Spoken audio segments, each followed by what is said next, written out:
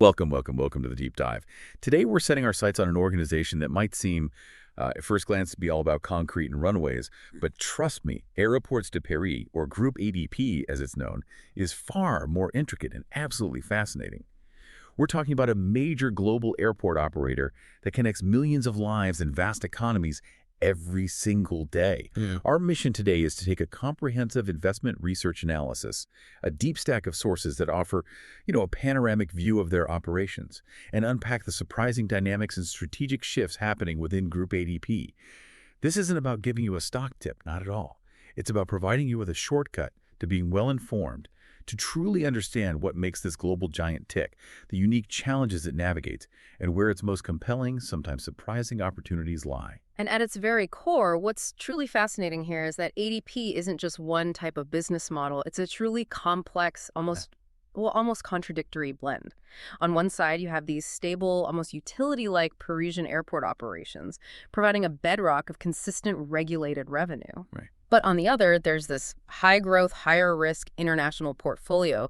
Understanding this inherent tension, this dual nature, is absolutely central to grasping ADP's future trajectory. It's the complexity that truly defines their story, making it far more than just, managing runways. That's such a critical framing because when we talk about what it takes to run not just one, but a whole network of the world's busiest airports, it immediately begs the question, why should you, our listener, care about the financial deep dives into these global giants?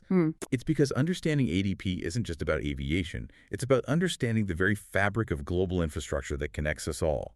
It's about seeing what it truly takes for a company like this to not only recover from seismic shifts like a pandemic, but to thrive in an increasingly complex and interconnected world. So let's unpack it. To truly understand ADP, we have to start where it all began. Its powerful Parisian core. Imagine the beating heart of European aviation, a strategic hub built on assets so dominant they're practically irreplaceable. We're talking about ADP's ownership and comprehensive management of the three primary Paris airports, the undisputed powerhouse, Charles de Gaulle, the workhorse, Orly, and the highly specialized Le Bourget. Let's zoom in on Charles de Gaulle, or CDG. It's not just an airport, it's the flagship, a premier global hub for international and long-haul traffic. In 2023 alone, it welcomed a staggering 67.4 million passengers, consistently ranking among the top 5 busiest airports worldwide. Huge numbers. And here's a crucial differentiator. It serves as the primary hub for Air France. That symbiotic relationship creates a powerful network effect, securing its position for intercontinental transfers. Then you have Orly, which in 2023 served 32.3 million passengers, primarily focusing on point-to-point traffic within France and Europe, though it's also expanding its reach to North Africa and French overseas territories. And it's getting a major upgrade, right? Exactly. It's currently undergoing a significant modernization project, merging its south and west terminals, which promises enhanced passenger experience and crucial operational efficiency. And finally, Le Bourget. This isn't where you catch your family vacation flight. This is Europe's undisputed leading business aviation airport, catering to a very distinct high-value segment. Home of the Paris Air Show. Famously, the longtime home of the biennial Paris Air Show, a showcase for the global aerospace industry. What's fascinating here is that these airports are far more than just transit points or, concrete expanses. They are strategic, critical national infrastructure that would be nearly impossible to replicate today. Think about the sheer scale. Securing the vast swaths of land required, navigating the complex permitting processes, gaining environmental approvals amidst growing public scrutiny, and the monumental capital outlay. It's simply prohibitive. These assets serve the Île-de-France region, which is not only a major global economic hub, but also the world's leading tourist destination. That provides ADP with an enormous and incredibly resilient catchment area, ensuring a strong base of what we call origin-destination traffic. These aren't just passengers connecting through Paris, they're starting or ending their journeys there, and that's a much more stable and, frankly, lucrative passenger flow. That makes sense. This inherent geographical advantage gives ADP a truly formidable competitive moat in its home market, something few other airport operators can really claim. So, with those foundational assets in mind, let's dive into how ADP actually generates its revenue. We need to deconstruct their value chain segment by segment. This is where we really start to see the strategic pivot ADP has been making in recent years. ADP's operations are actually split into 4 distinct business segments, each with its own unique revenue models and, importantly, different margin profiles. First up, we have Aviation, Paris. This is what you might consider the traditional regulated core of the business.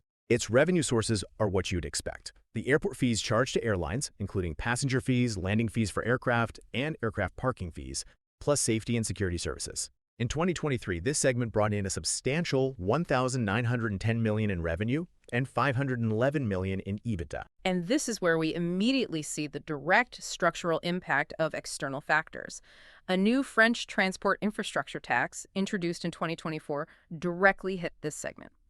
Despite a healthy 7.5% revenue growth in 2024, climbing to $2,054 million, the EBITDA, that's earnings before interest, taxes, depreciation, and amortization, a key measure of a company's underlying operating profitability, kind of stripping out the noise of financing or accounting for big assets, actually declined by 3.1% to $495 million. Ouch. Yeah.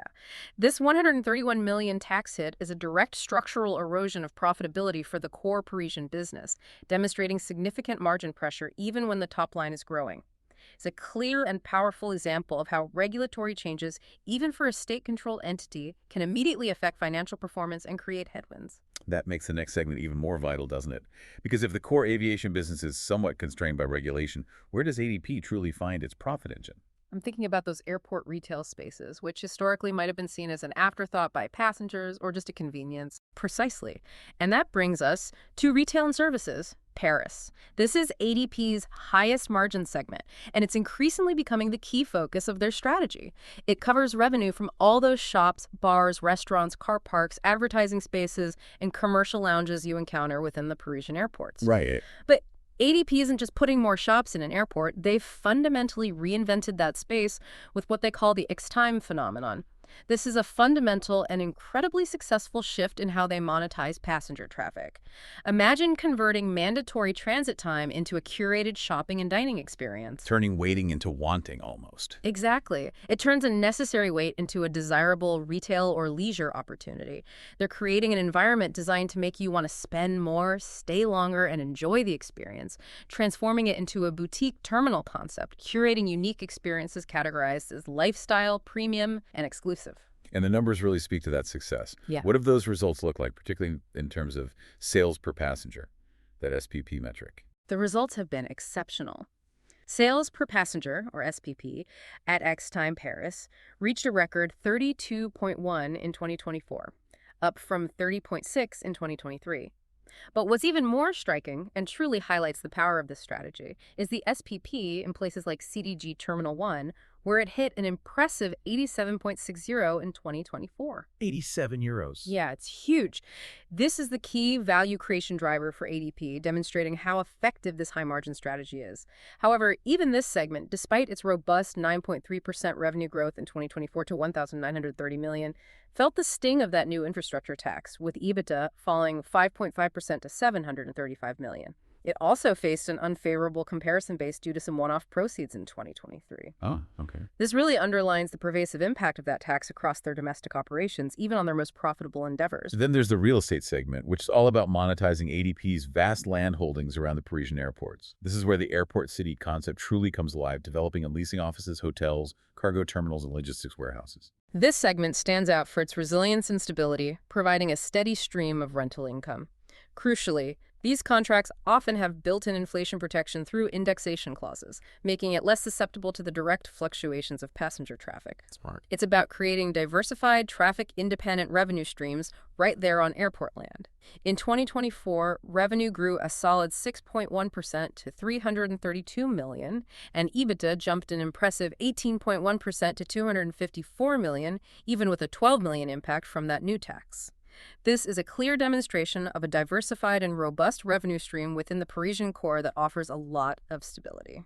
And finally, we arrive at international and airport development.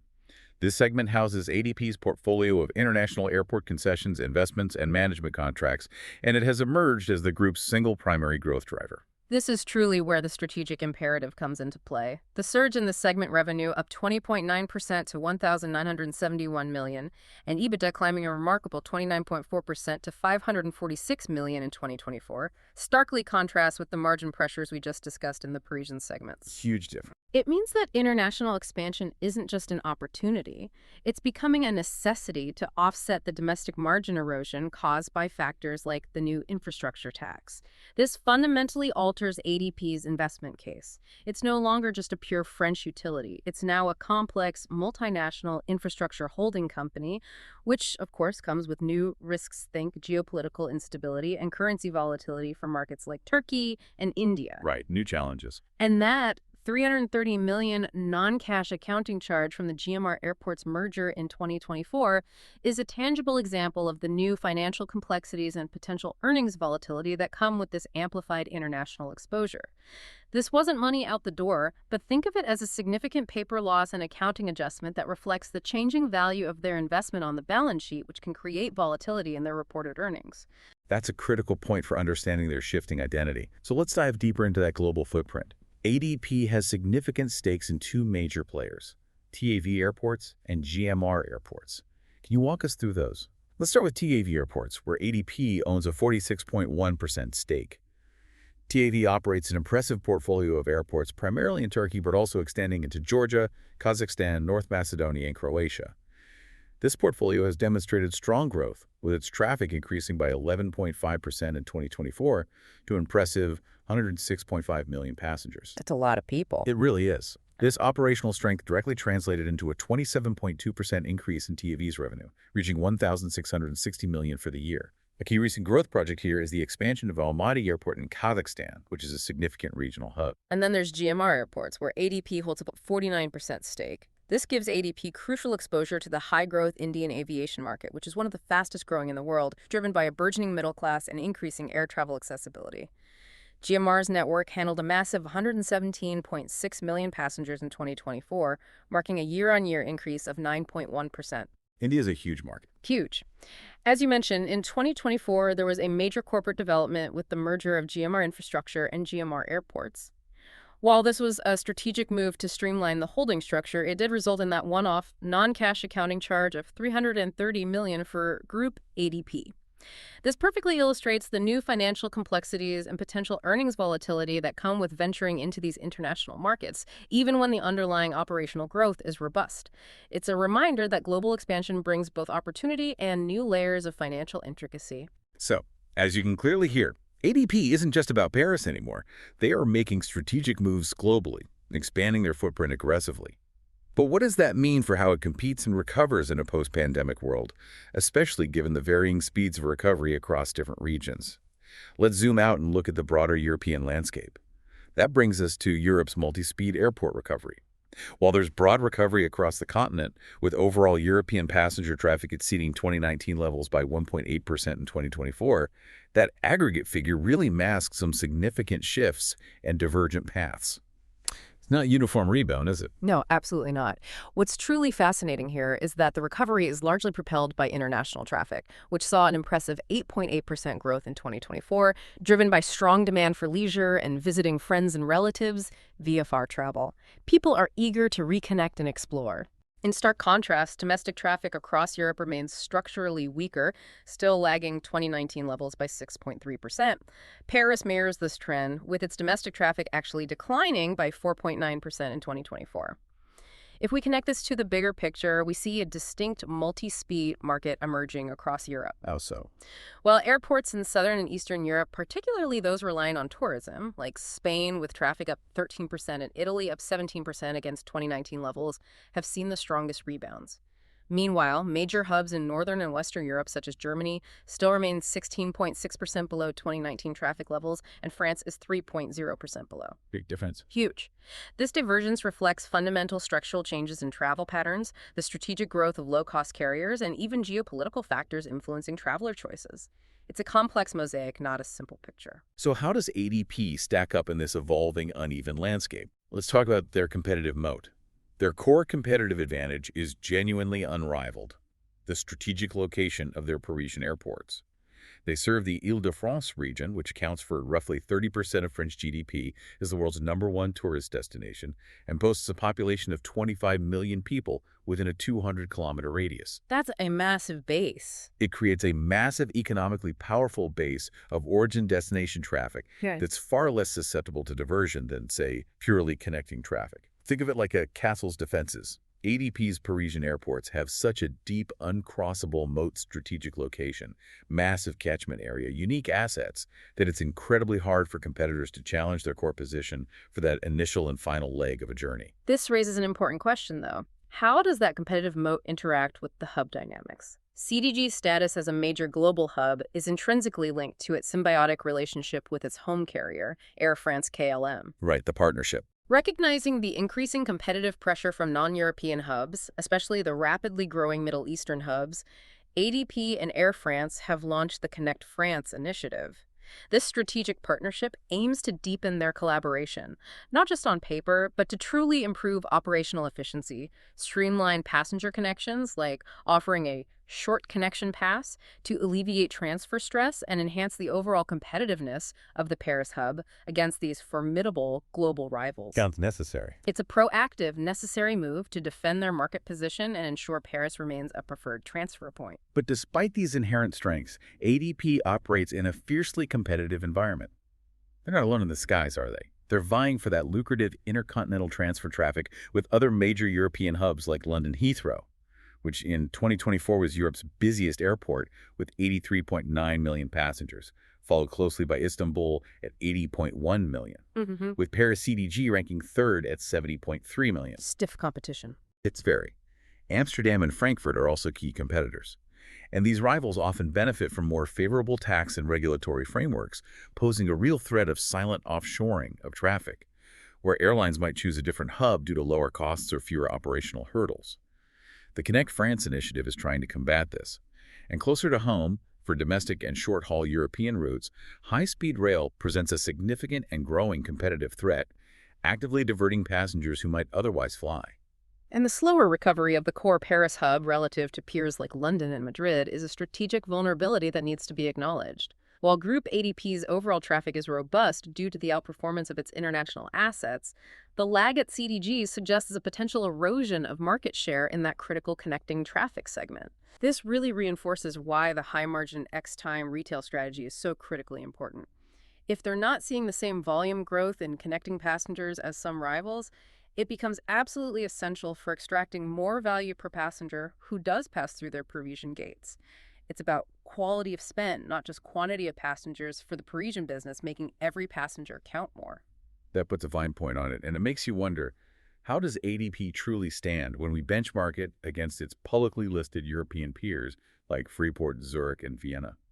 It's definitely a mixed picture from what I saw. In terms of traffic recovery, Paris Airport reached 92.3% of its 2019 levels in 2023. That's slightly behind Vienna's 93.3%, but comfortably ahead of Frankfurt's 84%. Zurich's recovery was quite similar at 91.7%. So they're in the ballpark, but yeah, not leading the pack. When we look at profitability, specifically the EBITDA margin, ADP's 35.6% in 2023 was certainly superior to Freport's 30.1%. However, it lagged significantly behind Zurich's impressive 54.7% and Vienna's 42.2%. Gap there with Zurich especially. Huge gap. This really highlights that European airports aren't homogenous. They have very different operating models and, crucially, different regulatory environments.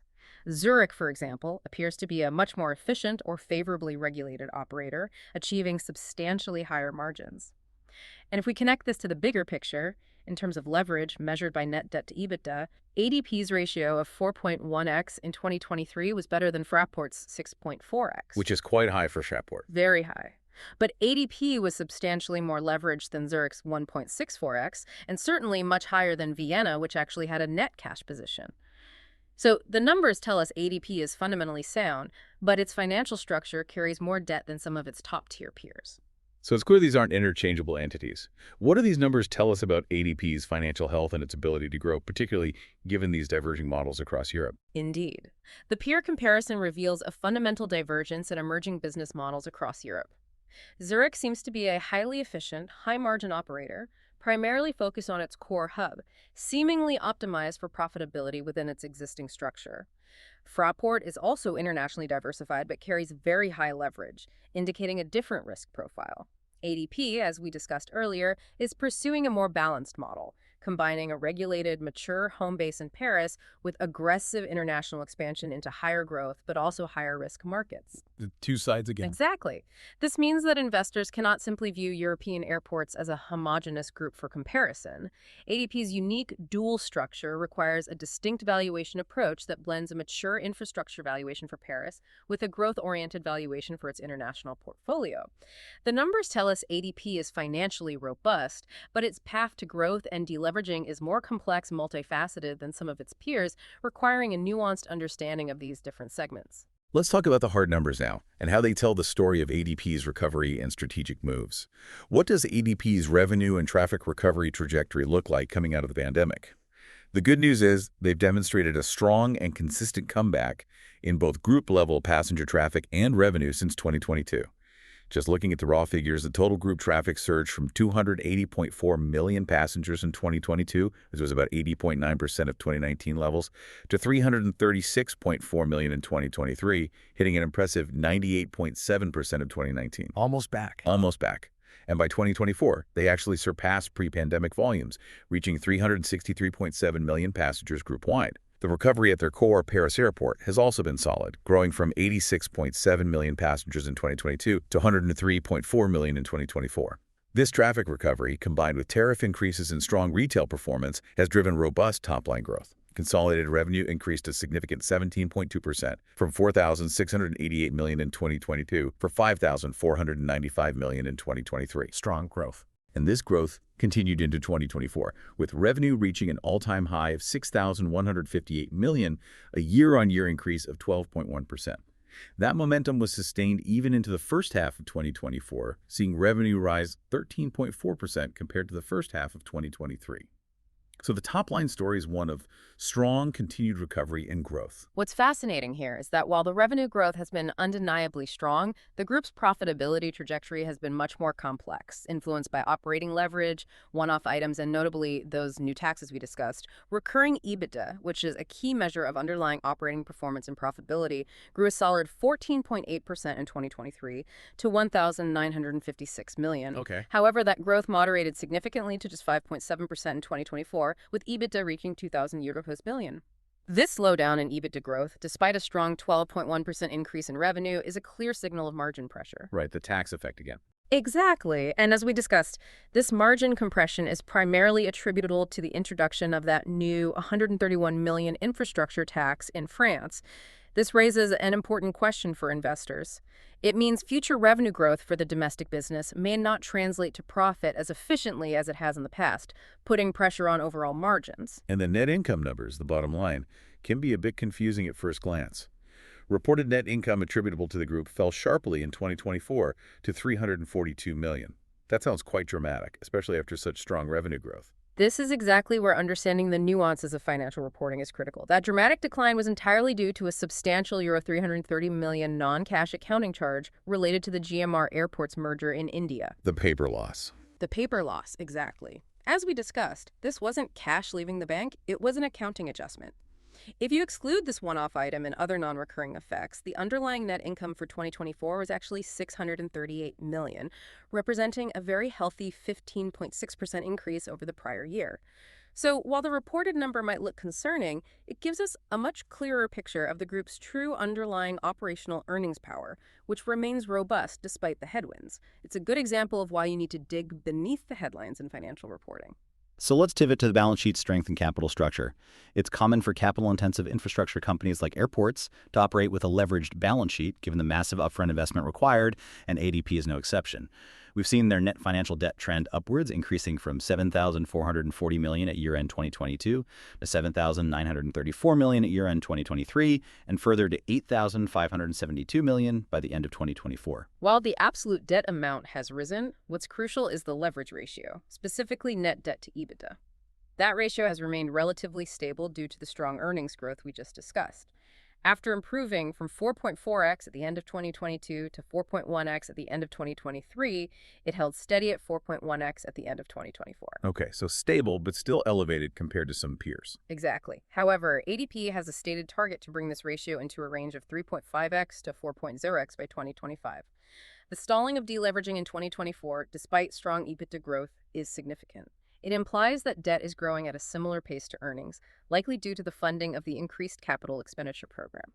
This puts the 2025 target at risk if EBITDA growth moderates or if CapEx accelerates further, and it could potentially impact the sustainability of the dividend policy in the longer term. It's a delicate balance they need to manage closely. This brings us to ADP's strategic growth levers, going beyond their core operations. We've already touched on it, but let's revisit X-Time, the retail revolution, because it's truly a paradigm shift in airport retail. How are they executing this, and what makes it so revolutionary? It's a holistic strategy that integrates everything from traditional retail under the X-Time duty-free brand to lounges with X-Time Lounge and even advertising through X-Time Media, all under a single cohesive brand identity. They're developing a digital ecosystem too, with an online marketplace, xtime.com, and a loyalty program called X-Time Rewards, designed to engage passengers and drive sales even before they arrive at the airport. Trying to capture the whole journey. Exactly. Their goal is to transform airside areas into curated boutique terminals with distinct lifestyle, premium, and exclusive offerings tailored to different passenger segments, just like a high-end hotel or shopping mall. The performance here is stellar, with record sales per passenger, SPP, at X-Time Paris reaching 32.1 in 2024, and they've upgraded their 2025 SPP growth forecast to a range of +4% to +6% versus 2023 levels, showing real confidence. That's bullish. It is. The rollout is already evident, with CDG Terminal 1 serving as the show flat, and major upcoming projects, including the transformation of Orly Terminal 4 into La Rue Parisienne by mid-2026, and a multi-year redesign of the highly lucrative CDG Terminal 2E. Crucially, they're also exporting this model via franchising, with the first X-Time Lounge open in Almaty, Kazakhstan, and X-Time Media launching in Amman, Jordan. This isn't just a Parisian experiment, it's a global strategy. Building on that, the airport city concept is another strategic lever, focusing on monetizing ADP's vast real estate portfolio. This isn't just about renting out spare land or parking lots, it's about leveraging their extensive land holdings for the strategic development and leasing of offices, hotels, and particularly important for global commerce, cargo terminals, and logistics warehouses. Creating value from land they already own. Precisely. This creates a diversified and resilient revenue stream that's largely independent of passenger traffic fluctuations. Consider the cargo city at Paris CDG, which is the largest in Europe dedicated to freight, or the Cour d'Orly business ecodistrict, which is developing into a vibrant mixed-use area. This segment has consistently proven to be a source of stable growth, with revenue increasing by 6.1% in 2024, driven by new rental income and inflation-linked contract escalations. It truly adds a layer of diversification to ADP's business model, providing a steady base that can cushion against volatility in other segments. Now let's talk about capacity management, because there's a really interesting, even counterintuitive story here with the Terminal 4 project. The French government, back in February 2021, made the big decision to abandon the proposed $9 billion Terminal 4 project at CDG due to a combination of environmental opposition and revised traffic forecasts post-pandemic. From the outside, that sounds like a major setback, potentially stifling growth. This is where it gets really interesting, and why it can actually be viewed as a strategic blessing in disguise for ADP. Think about it. That project would have represented a massive capital outlay on a single high-risk mega project, with significant execution risk and uncertain long-term demand given the post-COVID landscape. A huge bet. A huge bet. Its cancellation has effectively freed up capital and, crucially, management focus. This enabled the pivot towards the demonstrably high-return X-Time retail strategy we just discussed, and also opened up opportunities for value-accretive international acquisitions, like their increased stakes in TAV and GMR. Arguably, this shift from a single, concentrated, high-risk project to a more diversified and modular growth strategy has fundamentally de-risked ADP's long-term plan and significantly improved its overall capital efficiency. So less risk, more flexibility. Exactly. However, it's important to note that despite this cancellation, capital expenditure is still increasing for the group, with guidance rising to an average of $1.4 billion for 2025.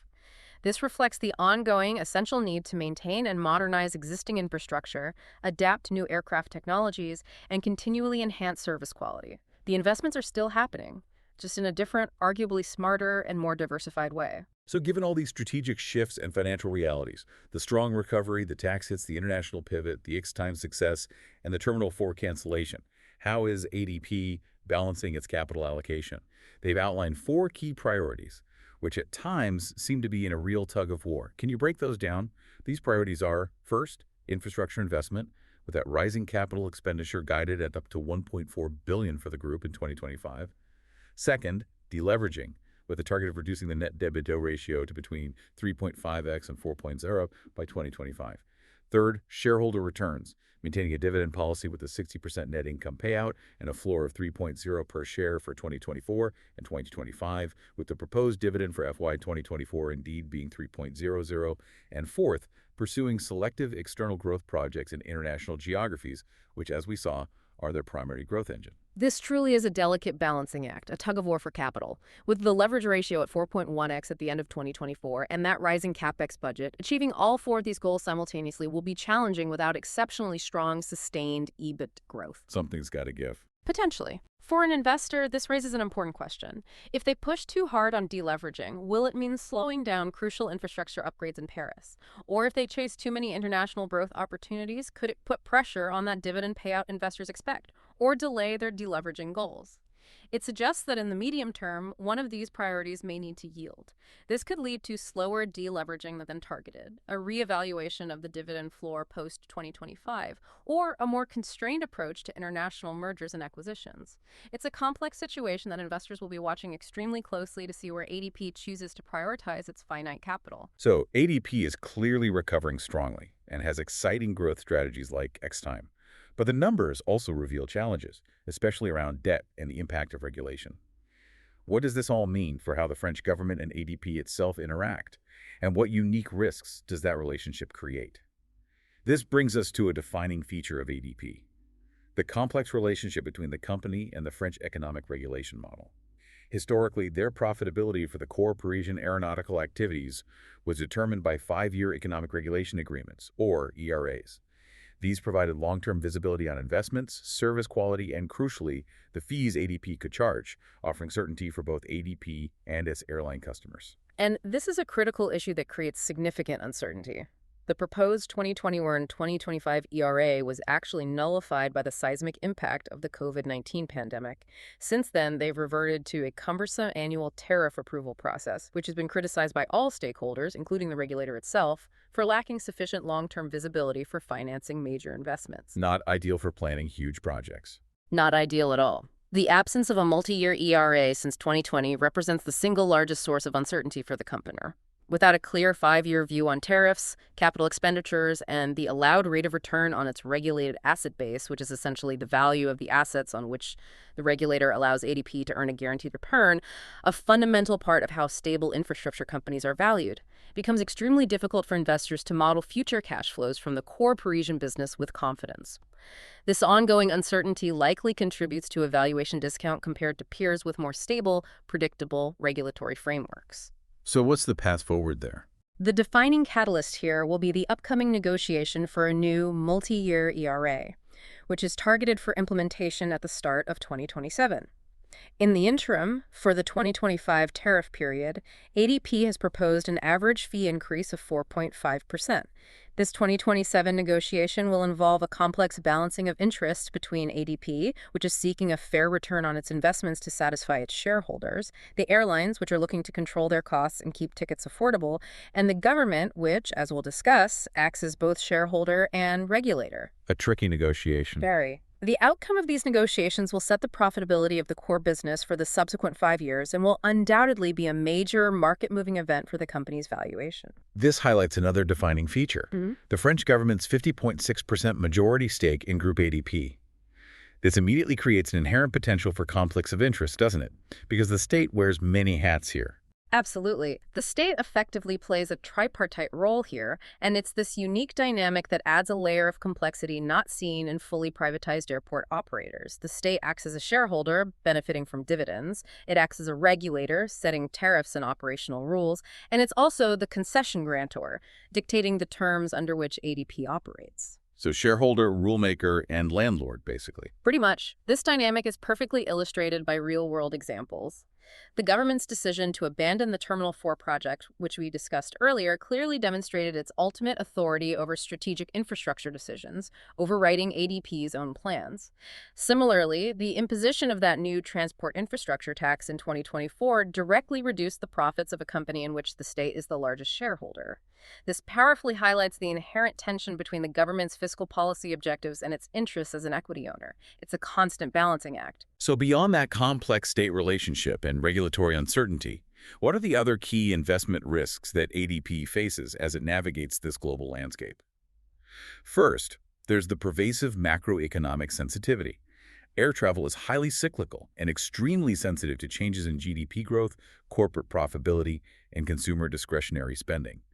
A significant economic downturn anywhere in the world would inevitably lead to reduced travel demand, negatively impacting all of the company's revenue streams, from airport fees to retail sales. Then, as we've extensively detailed, regulatory and political risk is paramount. The uncertainty surrounding the next multi-year ERA for the Paris airports creates a significant lack of visibility into the future profitability of the group's core assets. Moreover, the company remains exposed to the risk of new targeted taxes, as demonstrated by that 2024 infrastructure levy, which could further erode margins. That tax keeps coming up. It's a big deal. And because the French state holds a majority ownership, political considerations can, and sometimes do, override purely commercial ones, adding another layer of unpredictability that can be challenging for investors to model. Finally, we have operational and competitive threats. This includes things like labor relations. The aviation sector is heavily unionized, and ADP's operations are vulnerable to disruptions from strikes by its own employees or those of partners like air traffic controllers. Such events can lead to significant financial losses and reputational damage. And don't forget geopolitical and security risks. Air travel is highly sensitive to regional conflicts, terrorism, and pandemics. The 4.4% decline in traffic at Amman Airport in 2024, despite an otherwise resilient performance, is a direct example of how regional instability can immediately impact operations and profitability in their international portfolio. Yeah, that makes sense. And of course, there's the ongoing competition from other major European hubs for transfer traffic and from high-speed rail for domestic and short-haul European routes. It's a multifaceted risk environment. What's fascinating here is that amidst all these financial and operational risks, ADP is also making significant environmental commitments. They've strategically integrated decarbonization into their 2025 Pioneers roadmap. The group has committed to achieving carbon neutrality for its Parisian airports by 2030, a truly ambitious goal. Carbon neutral by 2030 for Paris is big. It is. Their initiatives include supporting the aviation industry's transition to low-carbon fuels, optimizing air traffic procedures like continuous descent approaches to reduce noise and emissions, and investing in green buildings. This isn't just about corporate responsibility. This decarbonization strategy is a strategic imperative because airlines are increasingly scrutinizing their airport partners for their environmental footprint, and investors are factoring ESG performance into their long-term valuations. It's about securing their license to operate in a greener future and maintaining their attractiveness as a global player. And on that note, Sustainalytics, an independent ESG rating agency, assigned Group ADP a medium ESG risk rating of 20.7. which places it squarely in the middle of its peer group, ranking 117th out of 172 companies in the transportation infrastructure industry. So they're neither leading nor lagging significantly in that regard. So as you can hear, ADP faces internal strategic choices and external market competition, but also the unique challenge of a majority state owner and an uncertain regulatory path. What does all this mean for its value and future outlook? How do investors even begin to measure the worth of such a complex, intertwined entity? That brings us to the investment puzzle. How do we value a company like ADP? For capital-intensive infrastructure companies, the most relevant multiple is enterprise value to EBITDA, or EBITDAD. It's great because it's independent of capital structure and depreciation policies, giving a clearer picture of operational performance relative to total company value. Based on year-end 2023 financials, ADP's EBITDA was 9.8x. If we compare that to its peers, ADP's 9.8 was actually slightly lower than Frapport's 10.2x, but quite similar to Zurich at 9.7x and Vienna at 9.6x. So on that key metric, it trades broadly in line with its direct competitors. Okay, middle of the pack there. Right.